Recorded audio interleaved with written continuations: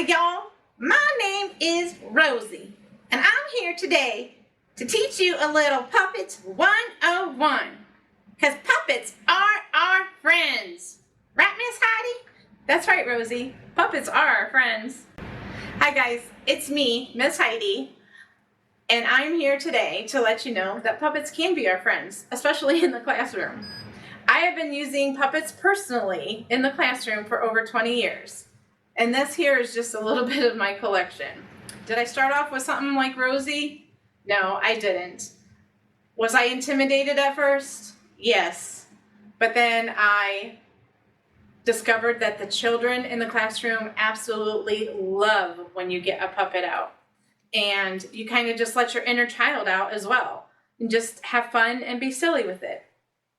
When I first started using puppets in the classroom, my puppet did not have a voice like Rosie has a voice. I started off with something simple and small, like this. This is my mother Goonie bird, and she's smaller. And as you all know, because we work at NOCAC, we've got all kinds of puppets in the classroom, all kinds of puppet animals and little puppet people. So if you feel very uncomfortable starting off with the new puppets that Amber has provided, like the big monster, and you want to start off with something small, you can just find a small one. I actually found this Goonie bird at Goodwill for 50 cents. Yes. And Goonie bird didn't have a voice. Goonie bird just moved her mouth to the song of Mother Goonie bird, and she squeaks. And surprisingly, after 20 years, she still squeaks. So when I started with my puppets, I wasn't as crazy as I am now. I think over the years, I've kind of let my inner child and just let myself go and not to be afraid because, you know, we work with kids. They're not going to judge us and they love us. They know that it's our voice, or they know we are the one operating the puppet. Anyway, I use the puppets in so many different ways in the classroom. And like I said, I am not a professional. I am not a ventriloquist. They see my mouth and I kind of wing it and I just roll with it. So the way I use the puppets in the classroom, I have a list here because I've used them in so many ways. I sometimes use 2 puppets. I say I'm double-fisted because I like to do the conscious discipline. You know, we're always pushing conscious discipline. So I have like one puppet that is like maybe a child that's struggling with their feelings and struggling with maybe breathing. So then I have another puppet in my other hand, and that puppet, they talk to each other. And the children in the classroom, their eyes are like, they're just all mesmerized. And, you know, I feel like they can relate because the puppets are kind of their size. And so they're seeing, you know, this little kid, Freddie, oh, he's having a hard time regulating his feelings. So the other puppet's like, okay, breathe with me, breathe. And then the whole class will start breathing and say, calm down. So they're like telling the puppet to calm down. So I do use puppets for conscious discipline. I use puppets for story time. I use puppets at the beginning of the day for the greeting and the end of the day for the greeting. And I can show you an example with Rosie because she's so nice here. And she is one of my favorite puppets because she can blow a kiss for a child that doesn't want to be touched. She can give a hug for a child that does, or she can do a wave. So, and you know, you can kind of practice with your puppets and kind of figure out what's going to work best for you. I have never really taken the time to practice. Like I said, I wing it. But for some people that have not been teaching and are feeling a little intimidated by the puppets, if you want to take time and practice with your puppet, that's a good idea. Yeah, back to my list of things. I do songs, and that's something I'm going to show you guys because it's so fun and it's so easy. And like I said, the children in the classroom, they absolutely love it. Even if we're having kind of a rough day and the children, you can kind of sense that they're a little more rambunctious and they're running around. A lot of times I can just go get a puppet and right away they're like, oh my gosh, what's Rosie going to say today? What's Rosie going to do today? And what does Rosie have in store for us? Because I use Rosie a lot. She is my own personal puppet. But you know, Amber got us these fun little orange monsters and the monkeys. You can find a little basket or a little purse you can put around your puppet. And so I use this at lunch so the kids can come up and they can pull the menu cards out and then hold up for everyone to see. And Rosie she just loves helping out, doing all that in the classroom. I use the puppets for bus safety or even like other safety lessons. Like I said, with the conscious discipline, I have 2 puppets talking to each other. And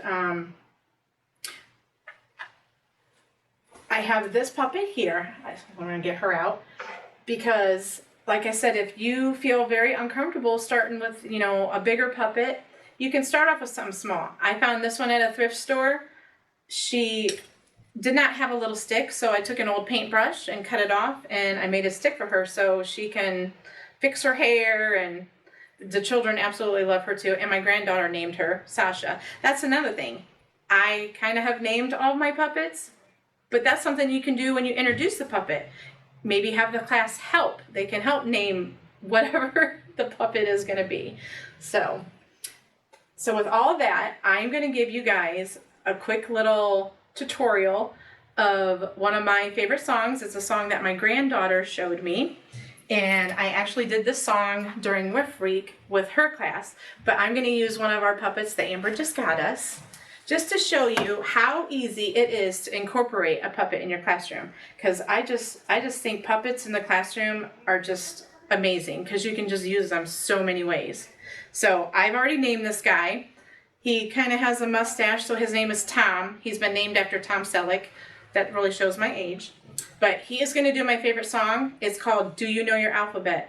And this is where, if you don't want to give your puppet a voice like I gave Rosie, she's got a southern voice, she's from down south, you don't have to do a voice. You can just simply move the puppet's mouth and move his hand, and the kids are going to love it.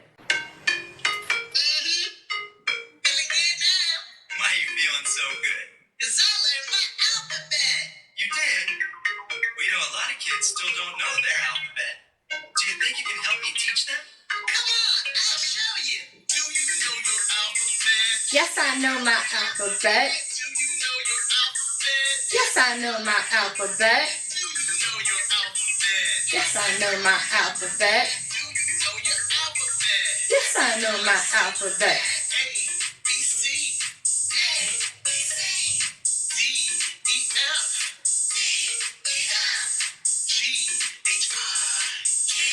H, I. J, K, L. M, N, O. P, Q,